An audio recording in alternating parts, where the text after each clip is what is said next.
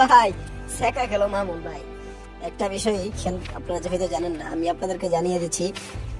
এই যে মামুন যে একটা স্ট্যাটাস দিছে যে বরবাদ খুব বড় বাজেটের মুভি, সাকিব ভাই একটা কথা ভালো লাগে, ইন্ডাস্ট্রিকে অনেক বড় করতে হবে। তো আমি গোপন সূত্র থেকে জানতে পেরেছি যে মামুন শের মুভির জন্য সাকিব খানের কাছে ডেট চাইতে গেছিল। সাকিব খান বলছে আপাতত আমি বরবাদ নিয়ে ব্যস্ত, বরবাদ নিয়ে থাকতে চাই। অর্থাৎ এটাই বোঝা গেল সাকিব খান তাকে ছেঁকা দিল, কিছু বললো না, তবে এই বরবাদের অজুহাত দিয়ে তার সাথে সরে গেল। তবে শাকিব খানকে বলবো শের আপনি বাদ দিয়ে না, শের একটা ভালো মুভি।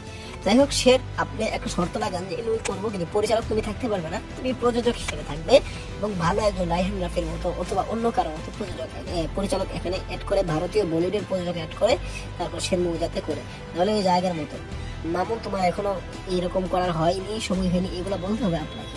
শুধু বলবো না, আপনার পিছাবে না তো শের আপনি করেন, কিন্তু আরেকজন পরিচালককে নিয়ে আপনি করেন, শের ভালো মুভি হতে পারে। দেখা যাক কি হয়।